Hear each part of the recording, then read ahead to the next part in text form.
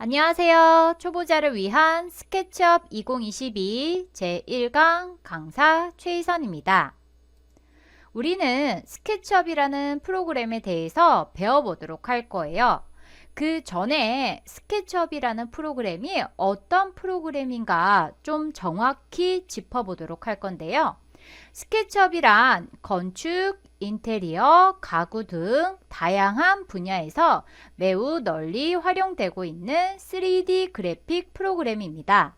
모델링이 직관적이어서 불과 몇 년 만에 업계에서 대중화된 프로그램으로서 간편한 화면 구성으로 누구나 쉽게 모델링 할 수 있는 강점을 가지고 있는 프로그램입니다.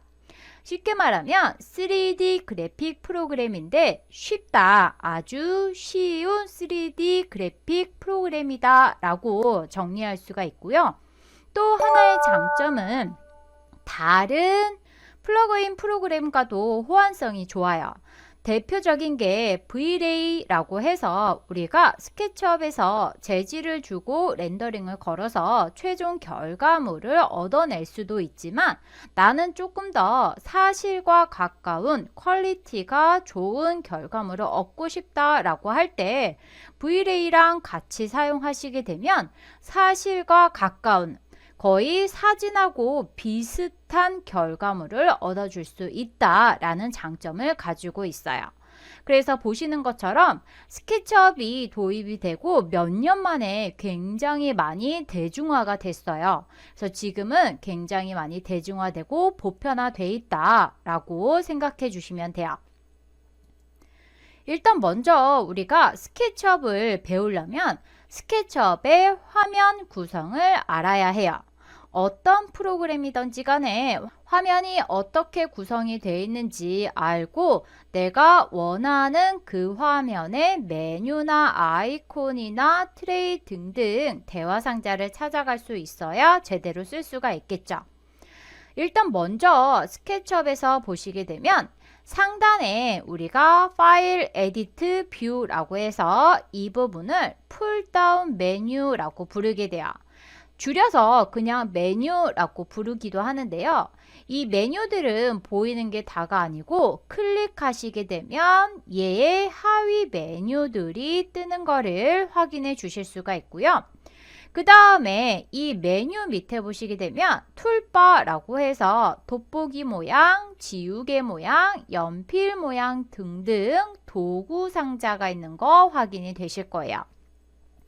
도구 상자는 스케치업에 있는 명령어들을 우리가 사용하기 쉽게 그림 형태로 아이콘 형태로 만들어 놓고 자주 사용하는 애들을 모아놓은 부분이다 라고 생각해 주시면 되고요.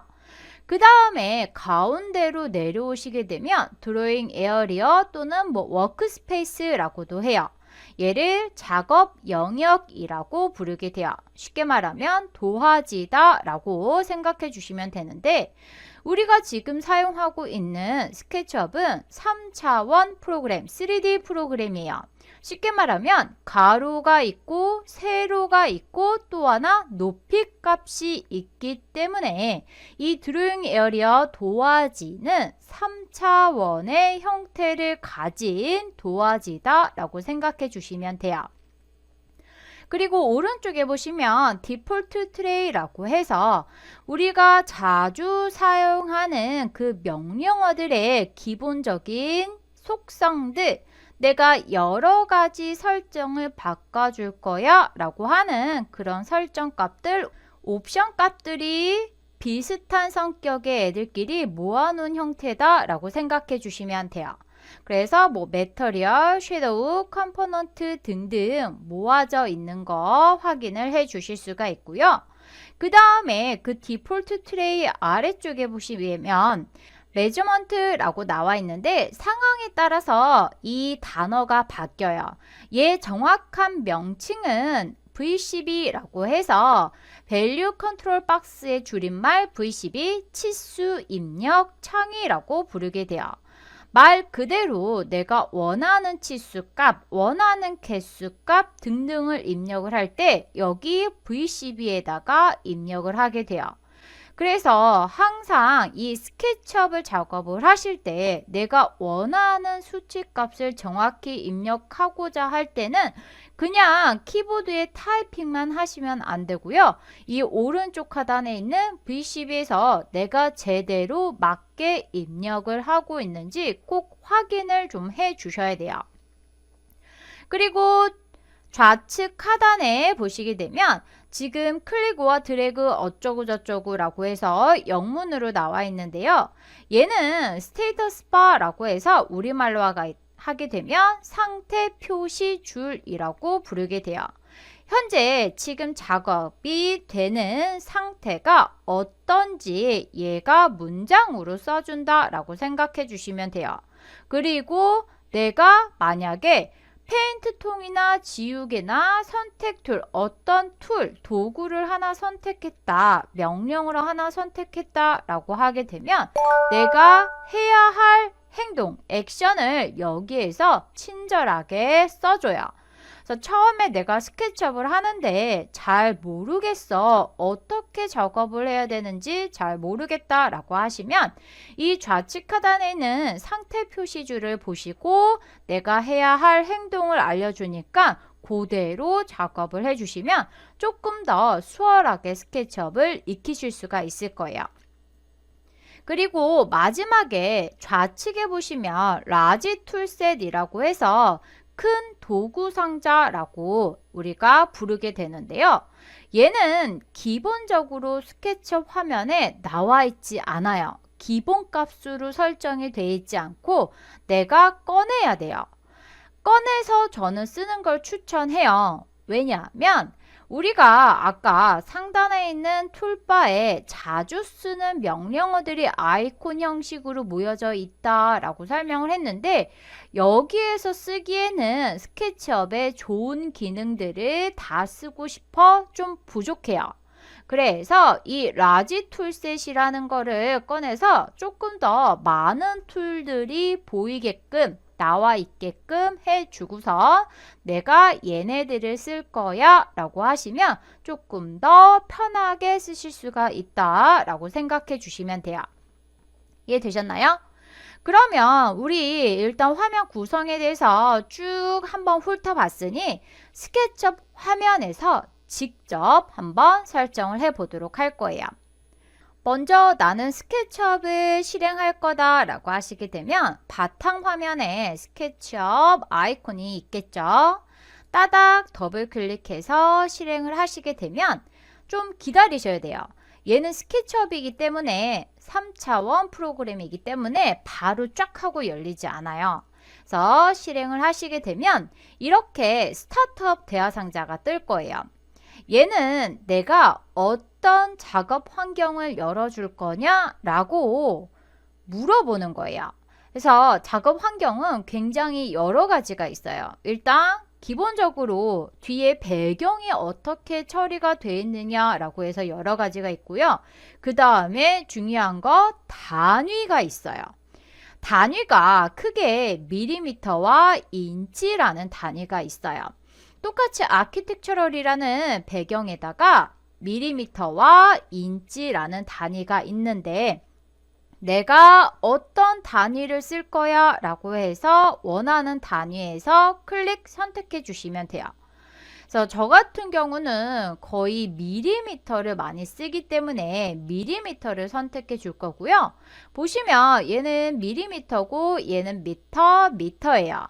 그래서 이거 말고 나는 다른 템플릿을 쓸 거다 라고 하시게 되면 여기 오른쪽 상단에 모아 템플릿이라고 있는 거 보이시죠?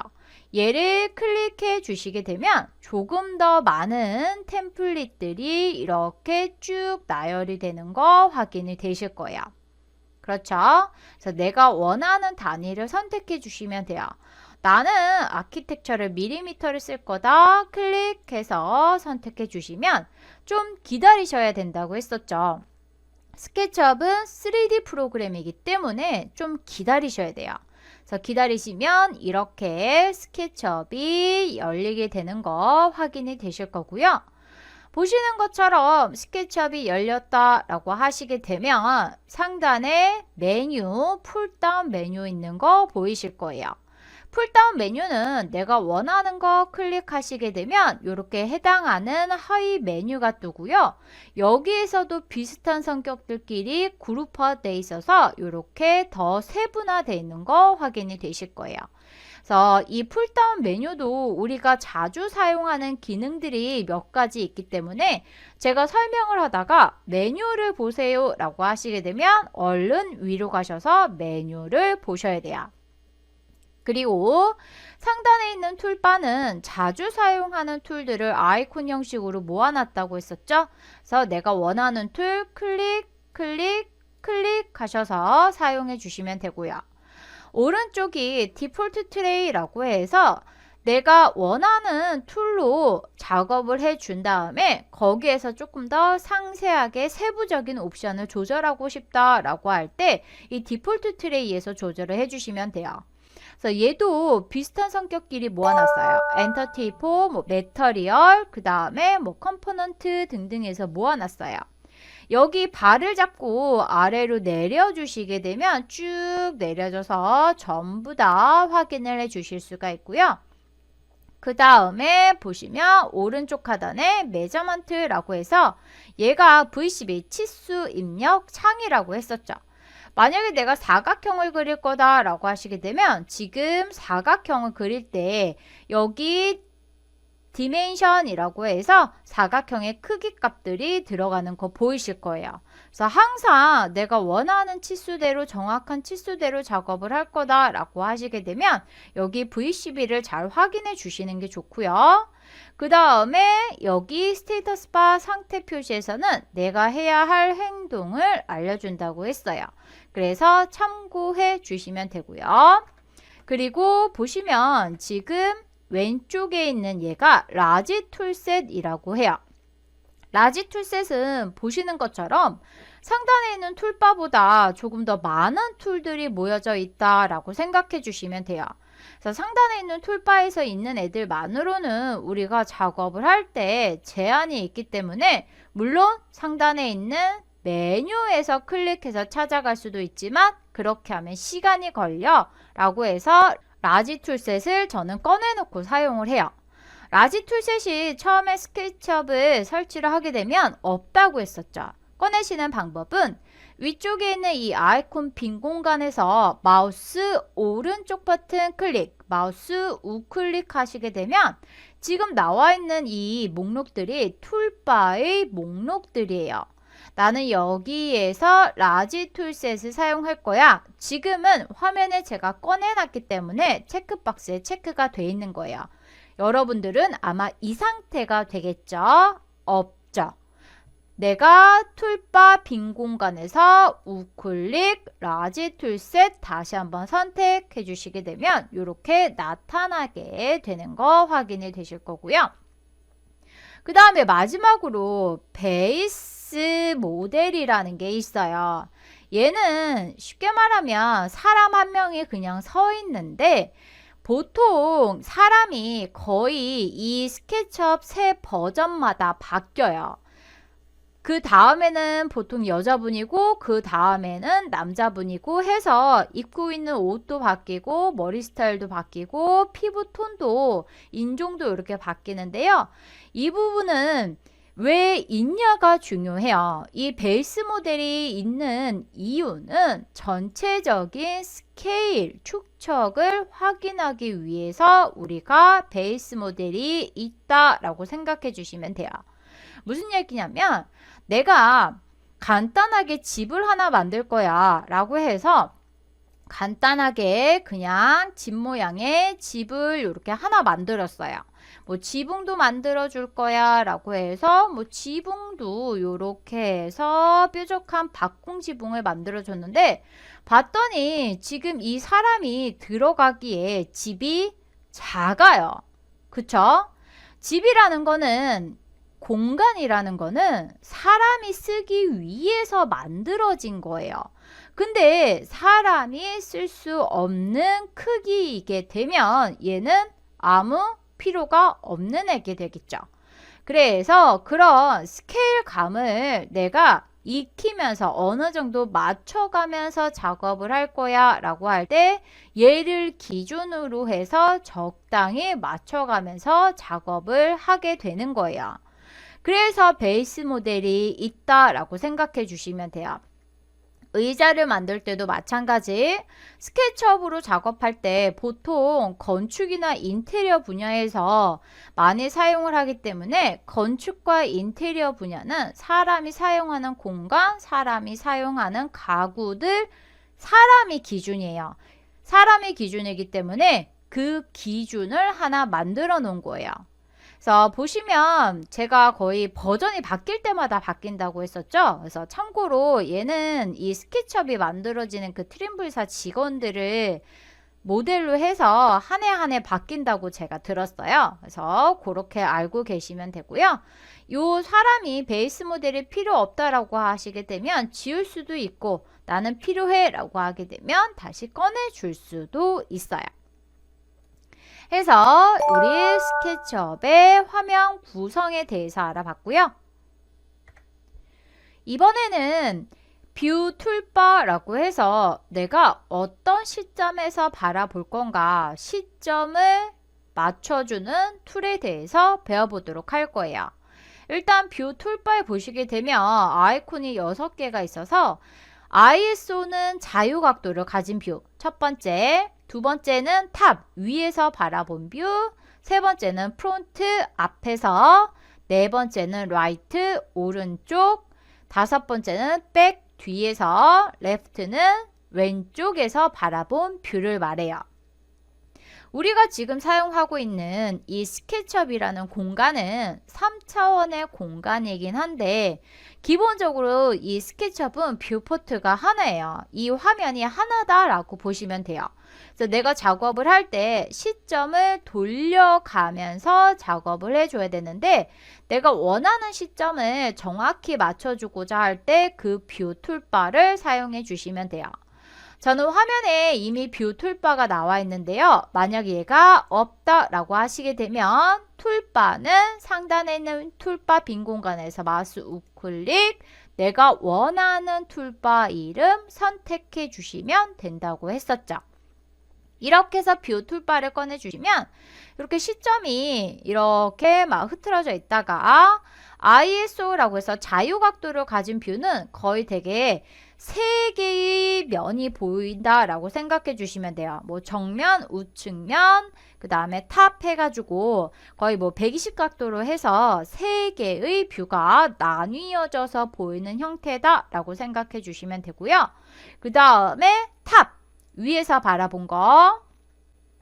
프론트는 정면, 그리고 라이트는 오른쪽 면, 그 다음에 백 뒷면, 그 다음에 레프트 왼쪽 면이에요. 근데 여러분 좀 이상한 게 있으실 거예요. 여기 베이스 모델이 어떤 뷰로 가든지 간에 거의 되게 계속 나를 바라보고 있는 거 확인이 되실 거예요. 얘는 보시면 나중에 설명을 다시 해드리겠지만 RPC라고 해서 2D 2차원의 형태이긴 하지만 내가 각도를 아무리 돌려도 나를 바라보게끔 설정이 돼 있어요. 위에서는 제외고요. 위에서 보시면 지금 보시는 것처럼 이렇게 2D의 형태로 보이는 거 확인이 되시죠. 그래서 어떤 측면이든지 간에 나를 바라보게끔 설정이 돼 있어요.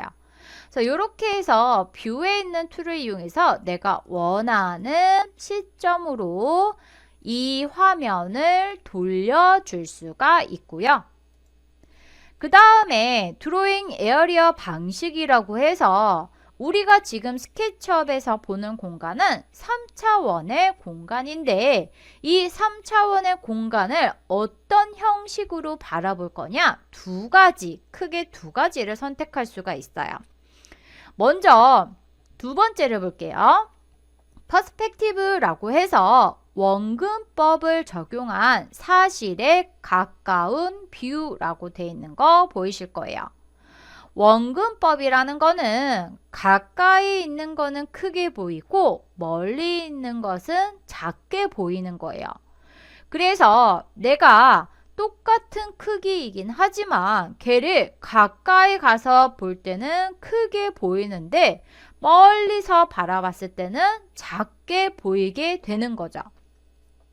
기본적으로 스케치업을 실행하시게 되면 이 퍼스펙티브라는 방식이 선택이 돼 있어요. 그래서 제가 지금 사각형을 그리고 뾰족한 박공 형태의 지붕을 올렸는데 얘를 정면에서 봤을 때, 왼쪽에서 봤을 때, 뒤에서 봤을 때, 왼쪽에서 봤을 때, 위에서 봤을 때 선이 직선 형태로 보여야 하는 것들, 같은 길이로 보여야 하는 것들이 다른 길이로 보이게 되는 거예요. 왜냐하면 가까운 거는 크게 보이고 멀리 있는 건 작게 보이니까. 이 퍼스펙티브 뷰라는 게 사실에서 가까운 보기 방식인데 내가 작업을 할 때는 내가 이거 같은 크기로 했었는데 아닌가? 또는 이거 다른 크기여야 되는데 크기가 정말 다른가? 라는 헷갈리는 상황이 생길 수가 있어요. 그래서 작업을 할 때는 원근법을 빼고 나는 작업을 하고 싶어 라고 해서 패러럴 프로젝션으로 원근법을 적용하지 않은 가상의 3차원 뷰라는 방식으로 볼 수가 있어요. 그러면 같은 길이는 같은 길이값으로 동일한 면적은 동일한 면적으로 나에게 보이게 되는 거죠. 얘는 어디서 설정을 해주냐면 상단에 우리 메뉴 있었죠. 메뉴를 클릭하시게 되면 해당하는 하위 메뉴가 뜬다고 했어요. 여기에서 네 번째 카메라 메뉴를 선택하시게 되면 카메라에서 아래로 쭉 내려오시게 되면 기본값이 퍼스펙티브로 선택이 되어 있는 거 확인이 되실 거예요. 퍼스펙티브가 원근법이 적용이 된 뷰고요. 나는 퍼스펙티브 원근법을 빼고 볼 거야. 위에는 패러럴 프로젝션으로 선택해 주시게 되면 클릭 요렇게 가까이 있던 멀리 있던 동일한 크기는 나한테 동일하게 보이게 돼요. 그래서 위에서 보던 앞에서 보던 측면에서 보던 뒤에서 보던 동일한 크기는 동일하게 보이게 되는 거죠. 그래서 작업을 할 때는 나는 이렇게 원근법을 빼고 작업을 하다가 최종 결과물은 스케치업의 목적이 뭐냐면 내가 집을 하나 지을 거야 라고 하게 되면 이 집이 설계를 하고 나서 어떻게 최종적으로 지어질 건지 얘를 시뮬레이션으로 하나 내가 만들어 보고 싶어 라는 목적으로 하는 거죠. 그래서 최종 결과물은 웬만하면 사실과 가깝게 만들어 줄 거야 라는 것이 목적이에요. 그래서 최종 결과물은 상단 메뉴 카메라에서 퍼스펙티브를 선택해서 최종 결과물을 확인을 해 주시는 거죠. 이해됐나요? 별거 아닌 듯 하지만 굉장히 중요한 거예요. 그래서 내가 보기 형식을 어떻게 할 거냐에 따라서 작업이 굉장히 불편해질 수도 있고 편해질 수도 있고 그리고 최종 결과물을 봤을 때 얘가 굉장히 어색할 수도 있고 사실과 가까워서 사진인지 아닌지 구분이 안 갈 정도로 그런 퀄리티가 좋은 결과물이 나올 수도 있는 거예요. 이해되셨나요? 그래서 드로잉 에어리어 방식은 꼭 알고 계셔야 되는 부분이 돼요. 그럼 우리 이렇게 해서 스케치업이란 무엇인가에 대해서 알아봤고 스케치업의 화면 구성에 대해서 알아봤고 그 다음에 시점을 맞추는 방식, 화면을 보는 방식을 설정하는 방법에 대해서 알아봤어요. 그럼 스케치업 2022 제1강은 여기까지 하도록 하겠습니다. 수고하셨습니다.